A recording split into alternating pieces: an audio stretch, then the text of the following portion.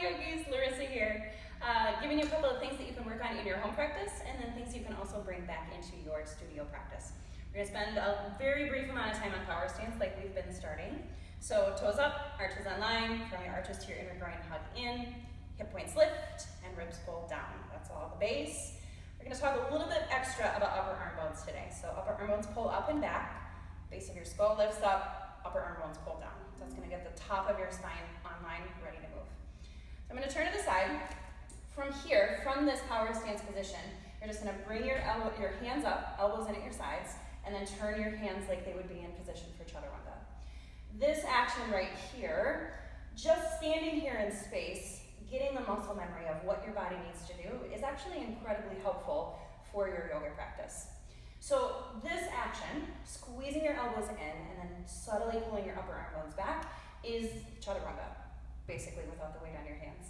One of the things you want to avoid is pulling your upper arm bones back too far. See how my ribs flare out? So upper arm bones right in line with your body, elbows in. Basically, this is Chaturanga. Walk over to the wall real quick. This is another way that you can build that muscle memory, but now you can actually push against the wall, get a little bit more of that feeling of Chaturanga without the weight on your hands. As you push against the wall, one of the things that tends to happen in Chaturanga is as you lower, your upper arm bones will pull forward towards gravity. What that does is you lose all of that wonderful engagement in your back, and it puts pressure on places in your shoulders that don't need the pressure. So in order to maintain upper arm bones back, press into the wall and just focus on that. Push the wall, pull your upper arm bones back, and then just play a little. What does it feel like to have them pull forward? What does it feel like to have them pull back? So then if we're doing an actual Chaturanga, especially if you've done like a million Chaturangas like many of you have, if your body's used to doing it a certain way, it's going to take a while for it to get used to doing it a different way. So I'm going to do this from knees. I'm going to recommend you guys do the same thing. So from high plank position, got all your power stance stuff working at the base of your body. Pull your chest forward, drop your knees down, and then lower just about halfway. Upper arm bones are pulling back. So that's really a great way to engage your whole body and just retrain, especially if you're finding you're doing a lot of this in Chaturanga, upper arm bones start to pull forward. So I'll show you what that looks like as well. High plank, pull yourself forward, drop your knees. As you start to lower, if your upper arm bones start to dip down, whew, that does not feel good for my shoulders.